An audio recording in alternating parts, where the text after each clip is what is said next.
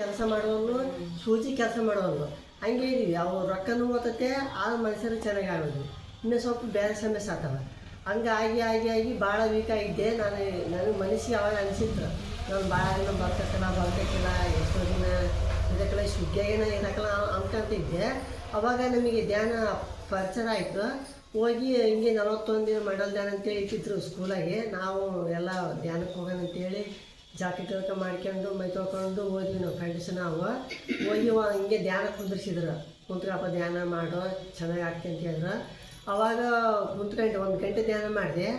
ದಿನ 41 ದಿನದೊಳಗೆ ಎಷ್ಟೋ ಬದಲಾವಣೆ ಆಯ್ತು. ನಮ್ಮಲ್ಲಿರುವ ರೋಗಗಳು, ಆಲೋಚನೆಗಳು ಮತ್ತು ಗ್ಯಾಸ್ಟ್ರಿಕ್ ಟ್ರಬಲು, ಕಣ್ಣೂರಿ ಎಲ್ಲವೂ ಕಮ್ಮಿ ಆಯ್ತು. 41 ದಿನ ಸಂಪೂರ್ಣ ಆರೋಗ್ಯವಾಗಿ ಅವಾಗಿಂದ ಇವಾಗ 2012ರಲ್ಲಿ ಧ್ಯಾನ ಮಾಡ್ತಿದ್ದೀನಿ. ಇಲ್ಲಿವರೆಗೆ ಧ್ಯಾನ ಮಾಡ್ತಾನೇ ಇದ್ದೀನಿ. ಮತ್ತು ಎಲ್ಲರೂ ಚೆನ್ನಾಗಿ ಆಗಬೇಕು, ನಮ್ಮೂರಲ್ಲಿ ಆರೋಗ್ಯ ಇರ್ಬೇಕಂತೇಳಿ ಮತ್ತು ಎಲ್ಲ ಪಿರಮಿಡ್ ಸಾರಗಳಿಂದ ಸಹಕಾರದಿಂದ ನಾವು ಧ್ಯಾನ ಮಂದಿರ ಕಟ್ಟಿದ್ವಿ. 18/18 ಧ್ಯಾನ ಮಂದಿರ ಕಟ್ಟಿದ್ವಿ. ತುಂಬ ಉಪಯೋಗವಾಗಿ ಧ್ಯಾನಕ್ಕೆ ಬರ್ತಾನೆ ಇದ್ದಾರೆ. ದಿನ ಡೈಲಿ ಸಾಯಂಕಾಲ ಮುಂಜಾನೆ ಧ್ಯಾನಕ್ಕೆ ಬರ್ತಿದ್ದಾರೆ ಎಲ್ಲರೂ. ಎಷ್ಟೋ ಜನ ಹೆಣ್ಮಕ್ಳು ಸುತ್ತ ಧ್ಯಾನ ಮಾಡಿ ಆರೋಗ್ಯವಾಗ್ಯಾರ. ಮತ್ತು ನಮ್ಮೂರಲ್ಲಿ ಸುತ್ತ ನಾವು ಇವಾಗ ಊರಿಗೋಸ್ಕರ ಒಂದೊಂದರಿ ಊರುಗಳಾಗಿ ಇದ್ದಕ್ಕಿದ್ದಂಗೆ ಆರೋಗ್ಯ ಸರಿಗಿಲ್ದಂಗಾಗಿ ಊರು ಜನಕ್ಕೆ ಜ್ವರಗಳು ಬರೋದು, ವಾಂತಿ ಭೇದ ಆಗ್ತದತ್ತೆ. ನಾವು ಅವಾಗ ಧ್ಯಾನ ತಿಳ್ಕೊಂಡಿದ್ವಲ್ಲ, ಎಲ್ಲರೂ ಚೆನ್ನಾಗಿರ್ಬೇಕು. ನಾವು ಹೋಗಿ ಒಂದು ಊರು ಹೊರಗಡೆ ಒಂದು ಟ್ಯಾಂಕ್ ಐತಿ, ನೀರಿನ ಟ್ಯಾಂಕು. ನಾವು ನೀರಿಂದು ಸಮಸ್ಯೆ, ನೀರು ಸರಿಗಿಲ್ಲ ಅವ, ಅದಕ್ಕೆ ಬೀದಿರೋ ಜನಗಳಿಗೆ ಅಂತೇಳಿ ಅಂತಿದ್ರು. ನಾವು ಅಲ್ಲೇ ಹೋಗಿ ಸಂಕಲ್ಪ ಮಾಡ್ಕೊಂಡು ಈ ನೀರು ಗಂಗಮ್ಮ ತಾಯಿ ನೀರು ಶುದ್ಧ ಆಗಬೇಕು, ಆರೋಗ್ಯ ಚೆನ್ನಾಗಿರ್ಬೇಕು, ಎಷ್ಟು ಜನ ಆರೋಗ್ಯ ಕೆಟ್ಟೈತೆ ಅಂತೇಳಿ ಏನು ಸಂಕಲ್ಪ ಮಾಡಿಕೊಂಡು ಆ ಟ್ಯಾಂಕಿ ಮೇಲೆ ಒಂದು ಸ್ವಲ್ಪ ದಿನ ಧ್ಯಾನ ಮಾಡಿದ್ವಿ. ಎಲ್ಲರೂ ಚೆನ್ನಾಗಾದ್ರೆ ನಮ್ಮೂರಾಗ ಸುದ್ದಿ.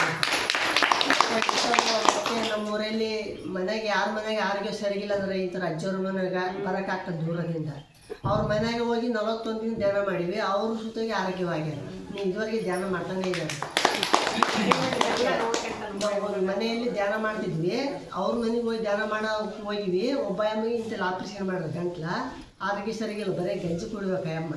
ಅವ್ರ ಮನೆಗೆ ಹೋಗಿ ಧ್ಯಾನ ಮಾಡೋದ್ರಿಂದ ಆಯಮ್ಮಗೆ ಪ್ರಚಾರ ಆಗಿ ಇದುವಾಗಿ ನಾನು ಧ್ಯಾನದಿಂದನೇ ಬದುಕಿನ ಅಂತೇಳಿ ಇವಾಗ 12 ವರ್ಷ ಆಗ್ತೈತೆ. ಧ್ಯಾನದಿಂದಲೇ ಬೇಸಾಗಿ ಆರೋಗ್ಯವಾಗಿಬಿಟ್ಟ. ಎದಕ್ಕಂದ್ರೆ ಬೇರೆ ಮನೆಗೆ ಬೇಸಿಲ್ಲ ಅಂತ ಓದಕ್ಕಲ್ಲ, ಆಯಮ್ಮಗೆ ಪ್ರಚಾರ ಆಯಿತು. ನೋಡಿ ನಾವು ಇಲ್ಲಿ ಧ್ಯಾನ ಮಾಡ್ತೀವಿ, ಇಲ್ಲಿ ಎಷ್ಟೋ ಜನ ಆರೋಗ್ಯವಿಲ್ಲದವ್ರು ಧ್ಯಾನ ಮಾಡ್ತಾರೆ, ಒಬ್ರಿಗೂ ಪ್ರಚಾರ ಆಗ್ತೈತೆ. ಇದಕ್ಕಿಂತ ಪುಣ್ಯ ಕೆಲಸ ಯಾವುದೈತೆ? ನಾವು ಎಲ್ಲರೂ ಮಾನವರ ಜನ್ಮ ಶ್ರೇಷ್ಠ ಐತಲ್ಲ, ಒಬ್ರಿಗೊಬ್ರು ಹೇಳ್ಬೇಕು, ಧ್ಯಾನ ಮಾಡ್ಬೇಕು, ಪ್ರಚಾರ ಮಾಡ್ಬೇಕು. ಇದೇ ನಮ್ಮ ಪುಣ್ಯ ನಮಗೆ ಹಿಂದೆ ಬರೋದಷ್ಟೇ, ಏನಿಲ್ಲ. ಧ್ಯಾನದಿಂದನೇ ಎಲ್ಲ ಪಿರಮಿಡ್ ನೀಟಾಗಿ ಇಟ್ಕೊಂಡು ಬಂದವ್ರಿಗೆ ನೀರು ಕೊಡೋದು, ಏನೋ ಪ್ರಸಾದ ಕೊಡೋದು, ಎಲ್ಲ ವ್ಯವಸ್ಥೆ ಮಾಡೋದು. ಅನ್ನೋದು ಸ್ವಾಮಿಗಳು ಎಲ್ಲ ಅಜ್ಜಿಗಳು ಅನ್ನೋದು ಸ್ವಾಮಿ ನಮ್ಮ ಎಮ್ಮೆ ಎತ್ತ ಹೋಗಿ ನೋಡೋದು, ಕುತ್ಕೊಂಡು ಧ್ಯಾನ ಮಾಡೋದ್ರೆ ಎಮ್ಮೆ ಬರ್ತದೆ.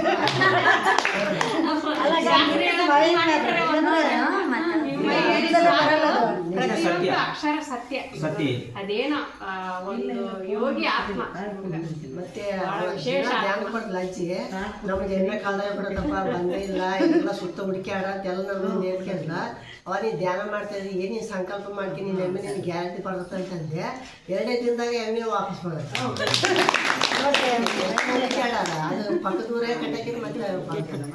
ಹಿಂಗೆ ಎಷ್ಟೋ ಅನುಭವಗಳು ಆಗ್ಯಾವಾಗ. ನನ್ನ ಭವಿಷ್ಯ ನನಗೆ ಗೊತ್ತಾಗುತ್ತೆ. ಇವಾಗ ಟಿವಿಗಳಾಗ ದಿನ ಭವಿಷ್ಯ ಹೇಳ್ತಾರದಕ್ಕೆ ನಾನು ಕೇಳೋಕ್ಕಲ್ಲ. ಅವಾಗೆಲ್ಲ ಧ್ಯಾನದ ಮೂಲಕ ಧ್ಯಾನ ಮಾಡ್ತಾ ನನಗೆ ಗೊತ್ತಾಗ್ತದೆ.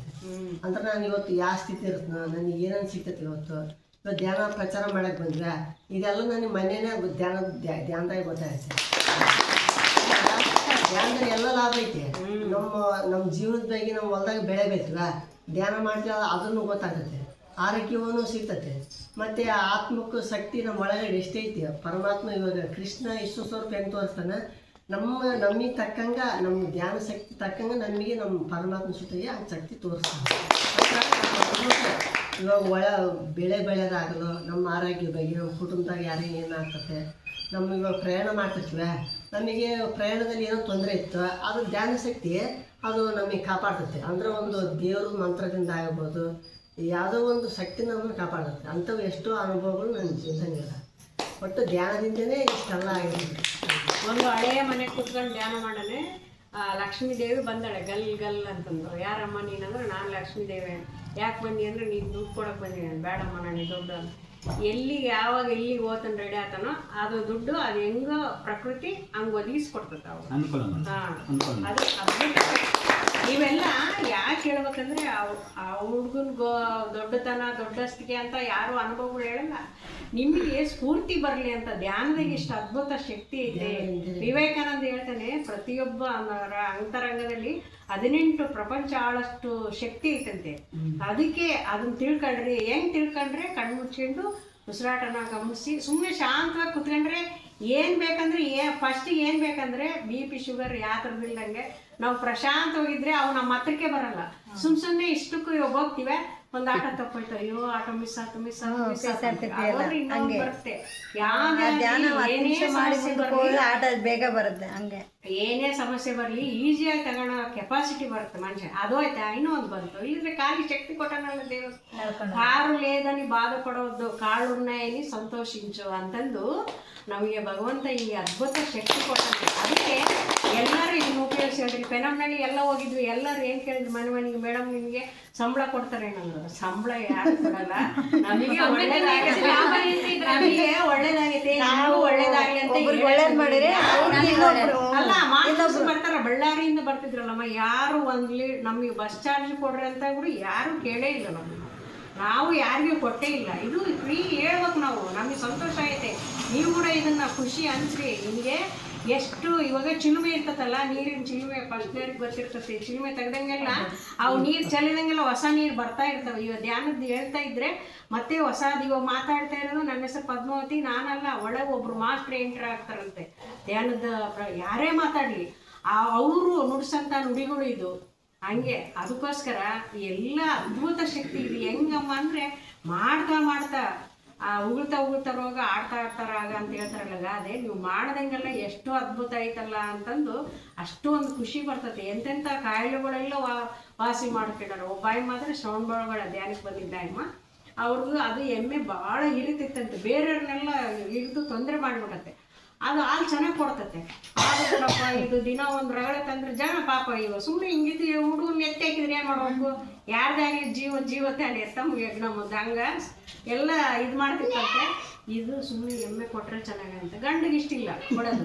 ಅದಕ್ಕೋಸ್ಕರ ಹೆಣ್ಣಿಗೆ ಒಳಗೆ ಮನಸ್ಸು ಕೊಟ್ಟು ಹೋಗಿದ್ದು ಅಂಬೋದೈತೆ. ಮೇಲ್ಗಡೆ ಇಲ್ಲಿ ಕೂಡ ಎಮ್ಮೆ ಭಾಳ ಹಾಲು ಕೊಡುತ್ತೆ. ಒಳಗೇನು ಗಟ್ಟಿ ಸಂಕಲ್ಪ ಎಮ್ಮೆ ಹೋಗ್ಬಿಡ್ಲಪ್ಪ ಅನ್ಕೊಂಬಿಟ್ಟಾಳೆ. ಅದಾಯ್ತು, ಒಳ್ಳೆ ರೇಟ್ ಸಿಕ್ತು ಹೋಯ್ತು. ಗಂಡ ಹೋಗ್ಲಿ ಬಿಡು ಕೊಟ್ಬಿಡೋಣ, ಇಲ್ಲಿ ಕೂಡ ಹಾಕ್ಬಾರ್ದು ಸುಮ್ಮನೆ ಮೇಲೆ ಅಂತರಂಗದಾಗೆ ಆಯ ಮುಂದೆ ಅದೇ ಐತೆ ಮನದಾಳದ ಮಾತು. ಹಂಗೆ ಹೋಗ್ಬಿಡ್ತಮ್ಮ ಹಳ್ಳಿ ಭಾಷೆ ಹೋಗ್ಬಿಡ್ತಯ್ಯ. ನಮಗೆ ಭಾಳ ಖುಷಿ ಆಯಿತು. ಆಯಮ್ಮ ಅದು ಒಂದು ಎಮ್ಮೆ ಹಿಡ್ಕೊಂಡಪ್ಪ, ಎಷ್ಟು ದಪ್ಪ ಇದ್ದಾವ ಮನುಷ್ಯಗಳು. ಅದು ಹಿಂಗೆ ಕೈ ಹಿಡ್ಕೊಂಡು ರಗ್ಗನ ಆಯಮ್ಮನೇ ಎಳ್ಕೊಂಬಂದತ್ತೆ. ಹಂಗೆ ಎಳ್ಕೊಂಬಂದ್ರು ಕೂಡ ಬಿದ್ದರೂ ಕೂಡ ಆಯಮ್ಮ ಏನು ಪೆಟ್ಟಾಗದಂಗೆ ಕಟ್ತಾಳಿಗೆ ಧ್ಯಾನಕ್ಕೆ ಬಂದಾಳ ಹೈದರಾಬಾದ್. ಇದಕ್ಕೆ ಏನೇನು ನೋವಾಗಿ. ಮತ್ತು ಮಗಳು ಕುಸುಮ ಅಂತೇಳಿ ಡಿಗ್ರಿ ಓದಾಳೆ.